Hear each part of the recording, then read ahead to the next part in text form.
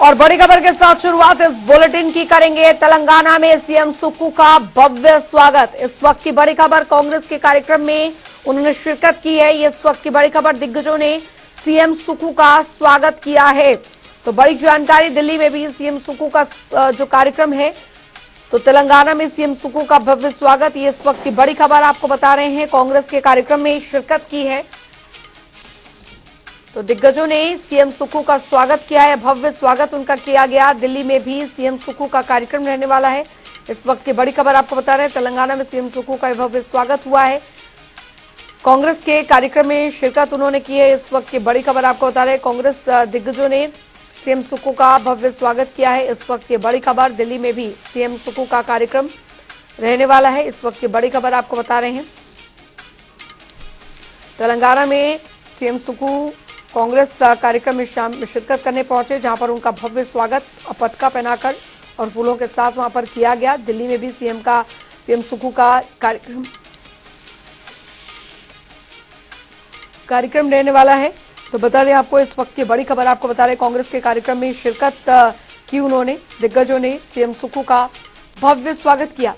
बड़ी खबर आपको बता रहे हैं, बड़ी जानकारी आपको यहाँ पर दे रहे हैं। तो दिल्ली में भी सीएम सुक्कू का यह भव्य स्वागत, तेलंगाना में सीएम सुक्कू का भव्य स्वागत किया गया।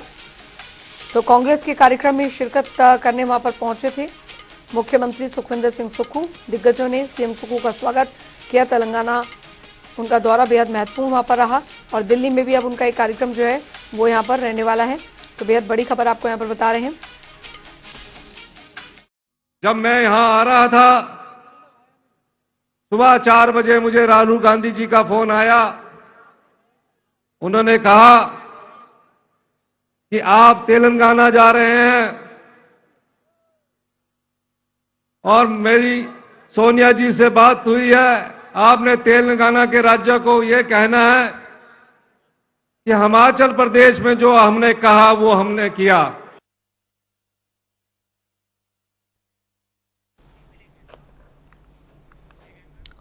तो आपने सीएम सुक्खू को यहां पर सुना, तेलंगाना के दौरे पर वो रहे। बढ़ेंगे आगे। भारतीय पत्रकार कल्याण मंच की ओर से आयोजित एक राष्ट्रीय संगोष्ठी का आयोजन गेटी थिएटर में किया गया। राष्ट्रीय संगोष्ठी का विषय आजादी के 75 वर्षों में पत्रकारों का योगदान रखा गया। संगोष्ठी का शुभारंभ महामहिम राज्यपाल शिव प्रताप शुक्ल ने किया, और इस दौरान उन्होंने कहा कि स्वतंत्र पत्रकारिता हिंदुस्तान का प्रमुख अंग है।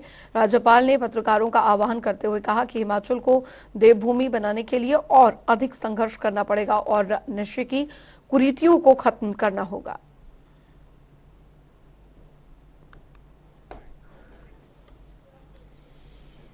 उधर हिमाचल में अगले महीने से सेब सीजन शुरू होने वाला है, और इसको लेकर सुक्खू सरकार पूरी तरह तैयार है। इसको लेकर प्रदेश के बागवानी मंत्री जगत सिंह नेगी ने कहा है कि सेब सीजन को लेकर इस बार सरकार बेहतर व्यवस्था करने वाली है, और किसानों और बागवानों को बेहतर दाम मिल सके, इसके लिए भी सरकार ने पूरी रिपोर्ट तैयार कर ली है। बता दें, इसके लिए कमेटी का भी गठन किया गया है, जिसमें हॉर्टिकल्चर, एग्रीकल्चर और रेवेन्यू डिपार्टमेंट को भी जोड़ा गया है। आज सेब सीज़न को लेकर हमारे हॉर्टिकल्चर और एग्रीकल्चर डिपार्टमेंट की तरफ से हमने अपनी तैयारियां शुरू कर दी है। जैसे कि आपको विदित है कि इस बार सेब जो है या दूसरे फल जो है वेट के हिसाब से जो है मार्केट में लिया जाएगा। उसके लिए हमने जो ज़रूरी जो ये है नोटिफिकेशंस है वो जारी कर दिए हैं, और साथ में जितनी भी हमारी मंडियाँ हैं उनमें भी इस व्यवस्था को करने के लिए जो भी उचित कदम उठाने हैं, चाहे हमारे हॉर्टिकल्चर, एग्रीकल्चर या रेवेन्यू डिपार्टमेंट को भी हमने जो है इसमें इस बार जो है इस काम पे लगाना है। और जो मंडियां हमारी जो अभी जो बन रही है उनको भी टाइमली हम जो है कंप्लीट कराने जा रहे हैं। उधर नाहन पहुंचे बीजेपी प्रदेश अध्यक्ष डॉक्टर राजीव बिंदल ने जिला मुख्यालय में बैठक की, और इस दौरान उन्होंने कहा कि देश पीएम मोदी के कुशल नेतृत्व में शानदार दौर में है। और राजीव बिंदल ने कहा कि विश्व के सशक्त राष्ट्र भी भारत की सराहना कर रहे हैं। उन्होंने कहा कि सबसे सशक्त राष्ट्र अमेरिका के राष्ट्रपति ने भी प्रधानमंत्री नरेंद्र मोदी की सराहना की, जो देश के 130 करोड़ वासियों के लिए बेहद गौरव का क्षण है। उपलब्धियां मोदी सरकार की, 9 साल बेमिसाल, उसको लेकर के जनता तक जा रहे हैं। हमारा अभियान शुरू हो रहा है जिसमें हम सामान्य जनमानस के बीच में जाकर के मोदी जी ने जो पिछले 9 साल के अंदर देश को, हिमाचल प्रदेश को दिया है, दुनिया के अंदर भारत की छवि को सुधारा है, इसको लेकर के हम जनमानस तक जा रहे हैं और उस अभियान की तैयारी के अंदर पूरा हिमाचल प्रदेश जुटा है। वहीं इसके साथ ही कैबिनेट मंत्री जगत सिंह नेगी ने बीजेपी पर भी तंज कसते हुए कहा कि जब बीजेपी सत्ता में थी तो 5 सालों तक बस ऋण लेकर घी पीने का काम किया गया। वहीं कांग्रेस की तारीफ करते हुए कहा कि कांग्रेस सरकार सत्ता में आते ही व्यवस्था परिवर्तन में जुट चुकी है। प्रदेश की वित्तीय स्थिति को बेहतर करने के लिए व्यवस्था बनाई जा रही है। साथ ही जल्द प्रदेश को आर्थिक रूप से मजबूत किए जाने का भी आश्वासन दिया गया। जयराम ठाकुर की सरकार जो है, उनका आखिरी दिन था जब वो चले गए, तो 75,000 करोड़ का कर्जा छोड़ के गए। खजाने में एक दिल्ला जो है आपका जो है सैलरी देने के लिए नहीं था। तो ये तो उनसे पूछना चाहिए कि आपने क्या किया 5 सालों में, किस तरह से आपने आर्थिकी को, इस प्रदेश को आगे किया। उधार लेते रहे और घी पीते रहे। तो अभी जो है हमारे जो सरकार है, खासकर सुखविंदर सिंह सुक्खू जो है, इनका विचार जो है अलग से है। ये जो है साथ में रेवेन्यू जो है जनरेट करने के लिए जितनी भी संभावना है उसके ऊपर कार्य कर रहे हैं। आपने देखा होगा कि वाटर सेस अभी पहली बार लगा है, जबकि पड़ोसी राज्य में वाटर सेस जो है इधर उत्तराखंड में भी लगा है, JNK में भी लगा है, परंतु भाजपा नहीं चाहती कि इसका फायदा हिमाचल को मिले। इसलिए इन्होंने जो है केंद्र सरकार के जितने भी उपक्रम हैं उन सबसे जो है इसका विरोध करना शुरू कर दिया। उधर हिमाचल में अब सरकारी अस्पतालों की हालत सुधरेगी। दरअसल 1 जून से अस्पतालों में स्वच्छता को लेकर प्रतियोगिता यहाँ पर करवाई जाएगी और सोलन प्रवास के दौरान स्वास्थ्य मंत्री धनीराम शांडिल ने और जानकारी देते हुए कहा कि अक्सर हिमाचल के अस्पतालों में स्वच्छता को लेकर सवाल उठाए जाते हैं, लेकिन अब स्वास्थ्य विभाग प्रदेश के सभी अस्पतालों में इसको लेकर प्रतियोगिता करवाएगा और जो भी अस्पताल प्रतियोगिता में अव्वल आएंगे उन्हें सम्मानित किया जाएगा। 1 जून से मैं सभी अस्पतालों में स्वच्छता और reception, only 2 things I will put, एक हॉस्पिटल की सफाई और दूसरे how we receive the patient. ये 2 चीज़ों पे कंपटीशन भी होगा और इस पे आकलन भी किया जाएगा कि कौन सा हॉस्पिटल सचमुच में शाबाश के काबिल है। जो अच्छे करेंगे उनको सम्मानित भी किया जाएगा और जो नहीं करेंगे उनको दंडित भी किया जाए। सब चीज़ों के लिए ये नहीं कि सिर्फ मैं जब आता हूँ तो हॉस्पिटल साफ हो जाए या कोई भी अधिकारी और आता है। ये हमेशा की प्रक्रिया साफ रहने की रहेगी और हम इसी ओर अग्रसर होंगे। उधर हिमाचल प्रदेश स्कूल शिक्षा बोर्ड ने 10वीं कक्षा का परिणाम घोषित कर दिया है। शिक्षा बोर्ड के सचिव डॉक्टर विशाल शर्मा ने बताया कि परिणाम 89.7% रहा है और 91,440 विद्यार्थियों ने 10वीं कक्षा की परीक्षा दी थी। 81,732 विद्यार्थी परीक्षा में पास हुए हैं। 7,534 विद्यार्थी परीक्षा में फेल हुए हैं। वर्ष 2022 में 10वीं कक्षा का परीक्षा परिणाम 87.5% रहा था। कुल्लू जिले के आपको बता दें कि solver valley public school Bajaura की छात्रा मानवी ने 99.14% अंक लाकर प्रदेश में पहला स्थान हासिल किया है। मार्च 2023 सत्र में जो हमने एग्ज़ाम लिया था, आज उसका रिज़ल्ट जो है वो हम घोषित कर रहे हैं।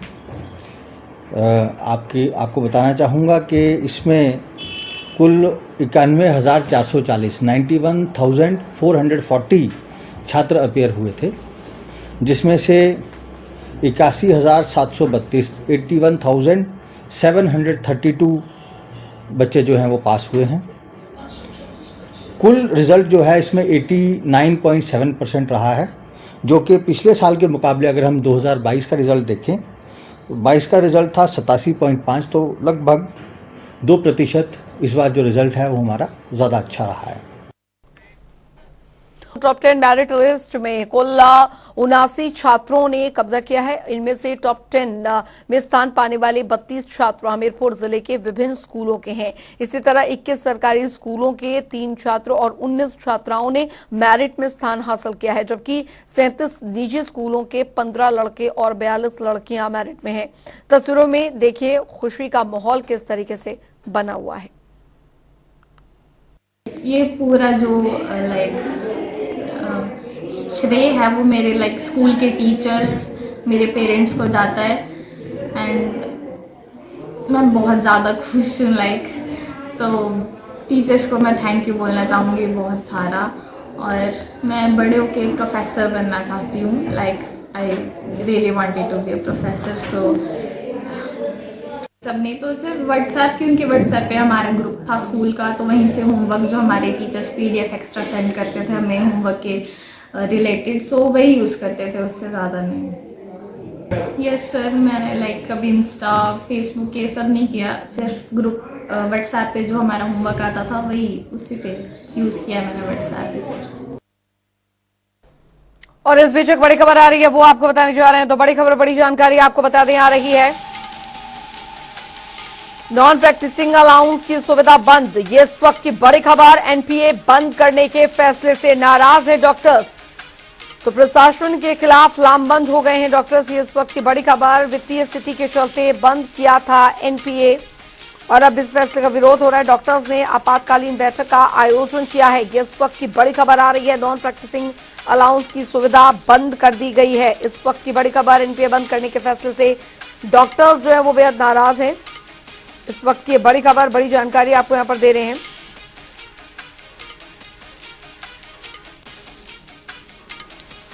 तो बेहद बड़ी जानकारी आपको यहां पर दे दें।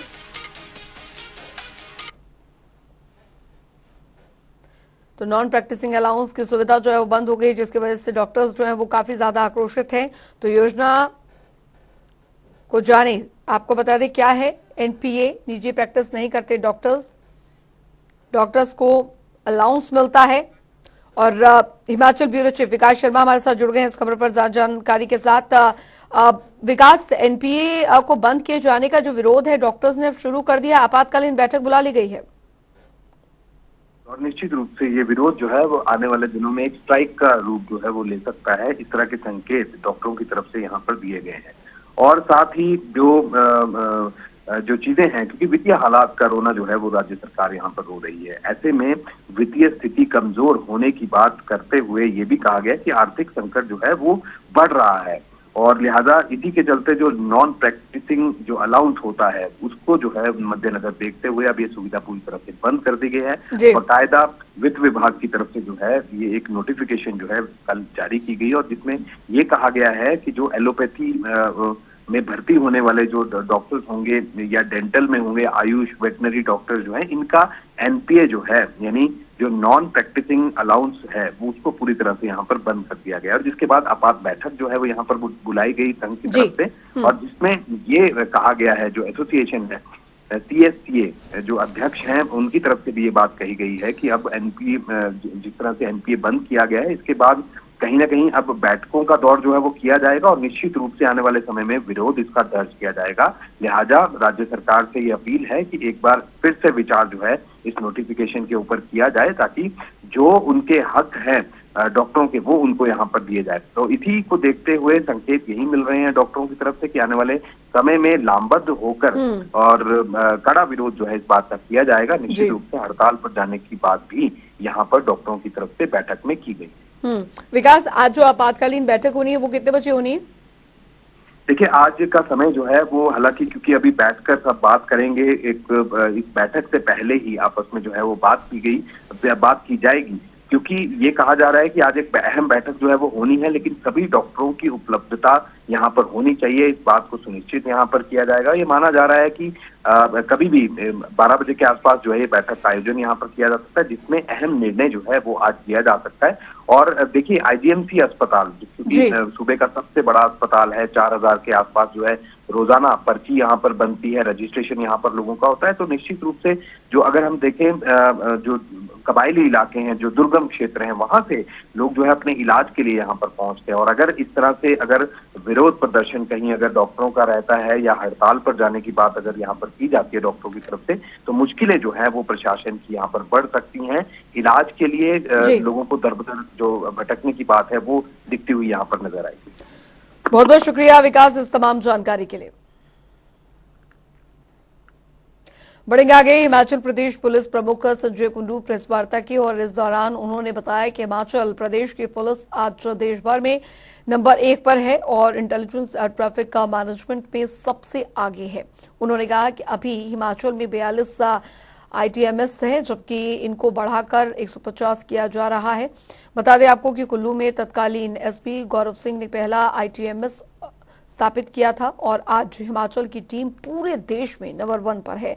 वहीं उन्होंने कहा कि मनाली चंडीगढ़ मनाली 4 लेन सड़क मार्ग बनकर लगभग तैयार है, जिसकी वजह से कुल्लू और लाहौल स्पीति में पर्यटन बढ़ने से ट्रैफिक व्यवस्था बढ़ेगी, जिसकी व्यवस्था को जल्द से जल्द ठीक किया जाएगा।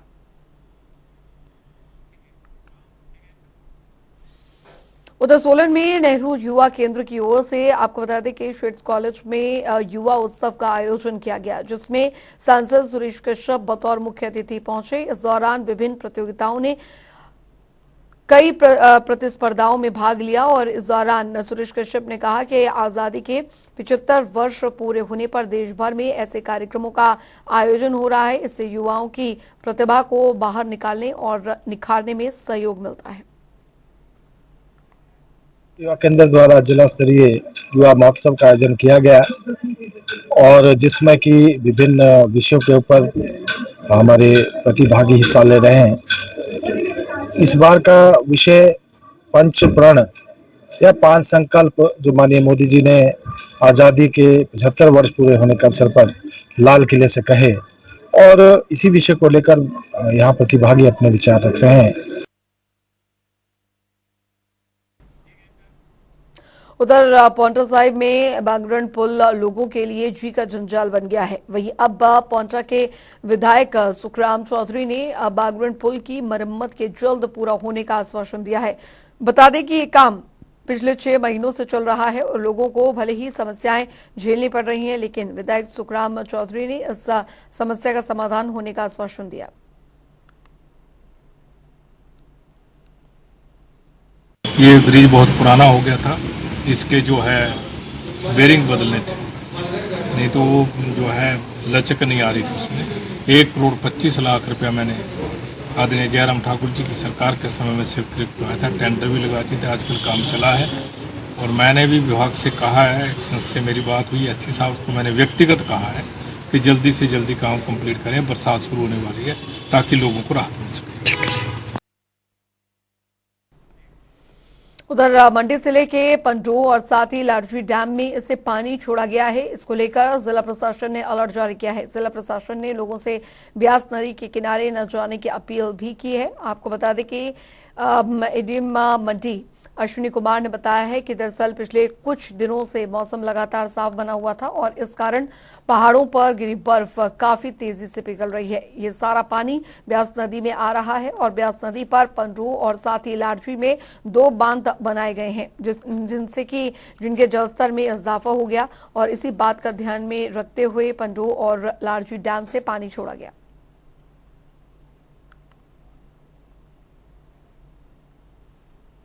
एक तो हमारा पंडो में लाडजी डैम प्रोजेक्ट है और उसके ऊपर पार्वती प्रोजेक्ट है। तो उसमें एक तो हाइट्स में समर सीजन में जो है वो आफ्टरनून में वाटर लेवल बढ़ जाता है नालों में, ग्लेशियर्स और स्नो डिपॉजिट्स जो मेल्ट होते हैं उसकी वजह से।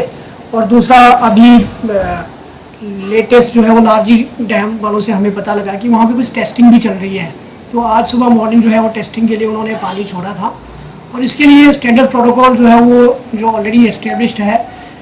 रूटर्स जो है वहाँ पे रूटर्स के लिए गाड़ी डिप्लॉयड रहती है और साथ में सायरन जो है वो वहाँ पर बजता है। इसलिए लोकल लोगों को जो भी आसपास में क्षेत्रों में रहते हैं उन लोगों को जो है अलर्ट कर दिया जाता है।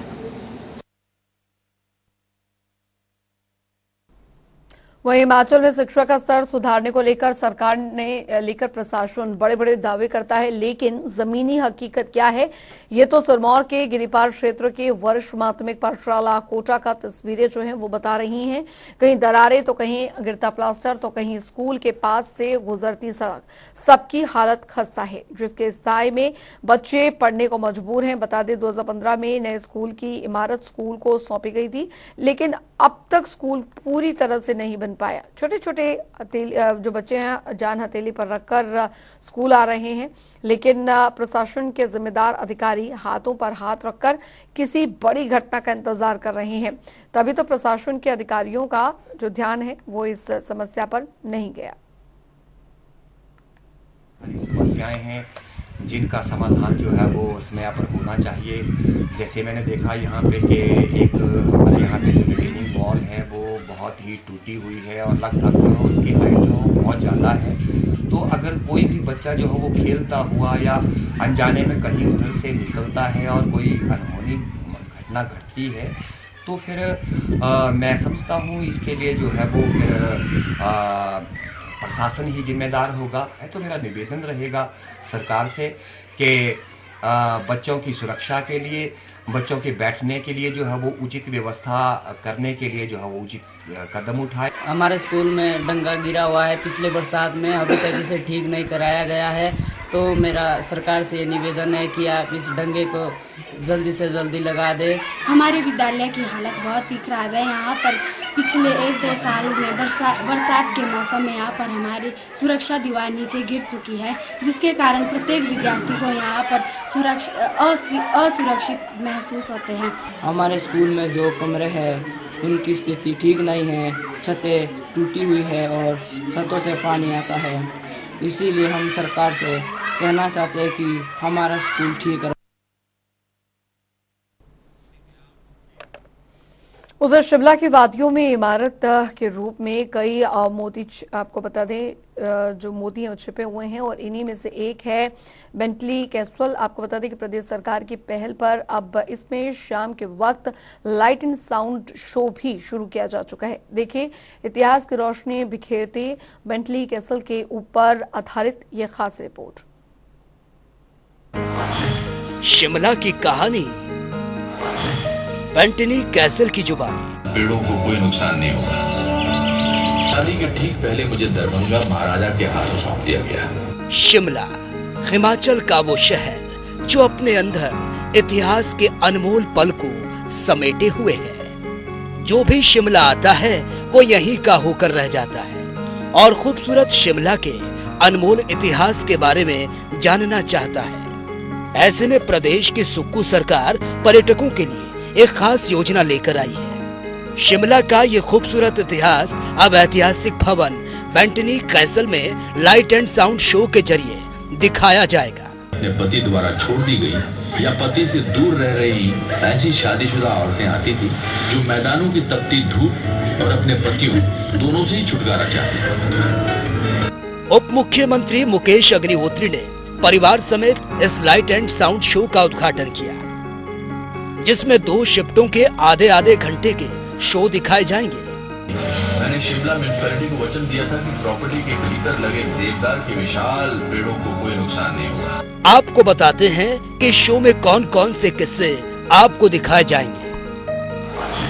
ऐसा होगा light and sound show, Shimla में अब तक हुए बदलाव की झलक, ब्रिटिश काल से वर्तमान तक का सफर, बेंटली कैसल के भवन का स्वर्णिम इतिहास। अभिनेता अनुपम खेर की आवाज में होगा शो। 30 मिनट तक चलेगा light and sound show. Hindi और अंग्रेजी दोनों संस्करणों में होगा शो। शिमला के विभिन्न पहलुओं की यात्रा की जानकारी, एक साथ 70 लोगों के बैठने की व्यवस्था। बेंटली कैसल का संरक्षण लगभग 29 करोड़ की लागत से किया गया। करीब 18,000 वर्ग मीटर में फैली यह ऐतिहासिक इमारत खूबसूरत वादियों के बीच बसी है। उद्घाटन करने आए उप मुख्यमंत्री मुकेश अग्निहोत्री ने कहा, शिमला में पहली बार इस तरह का प्रयास किया जा रहा है। बेंटली कैसल में फिलहाल म्यूजियम और कैफेटेरिया बनाना प्रस्तावित है। विदेशों में तो बहुत बहुत बड़े पैमाने पे है। फ्रांस में ये शुरू हुआ था 1950 के आसपास। ये बहुत ही आकर्षक स्थल बन जाएगा।